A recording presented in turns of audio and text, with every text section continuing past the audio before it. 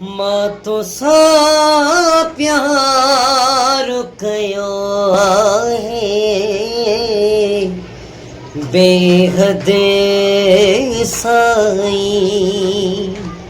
अस्सलाम वालेकुम यार मदद दोस्तों, मां या तव्हांजो पंहिंजो सिंगर यासिर समो अहमद आगे ख़ुशख़बरी ॿुधाईंदो वञा त एस ए प्रोडक्शन में मुंहिंजो ईद जे एल्बम जी सिलेक्शन हली रही आहे ऐं तमामु सुठो एल्बम करे रहियो आहियां एस ए प्रोडक्शन में, जिन जी तमामु सुठी हिकिड़ी महिनत सां ऐं शाइरी तमामु सुठो हिकिड़ो तमामु बहितरीनु दोस्त असांजो दोस्त आहे साजिद लखटियो, उनजो बहितरीनु कलाम मूं ॻायो मां तोसां प्यार कयो आहे बेहद साईं। उनजी बेपनाह कामयाबी खां पोइ वरी हिकु दफ़ो ॿीहर एस ए प्रोडक्शन सां गॾु ईद जो एल्बम खणी अची रहियो आहियां अवां सभिनी दोस्तनि जे अॻियां, जंहिंजा चीफ सिलेक्शन शाइर आहिनि तमामु बहितरीनु दोस्त। चीफ सिलेक्शन शाइर आहे लकी लियाकत बुलड़ो ऐं मोहम्मद खान ख़ासि खेली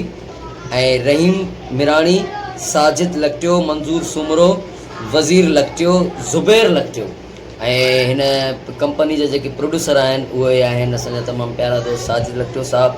जेके तमामु बहितरीनु शाइर बि आहिनि ऐं तमामु सुठी हिकिड़ो कमु करे रहिया आहिनि पंहिंजो, ऐं अल्लाह पाक उन्हनि खे पंहिंजे हिन कम में इज़तूं ॾींदो। ऐं हिन एल्बम जी सिलेक्शन हली रही आहे, बसि थोरो इंतज़ारु। सन सलामत सा सलामत 2021 जो धमाको यासिर समो सां गॾु एस ए प्रोडक्शन।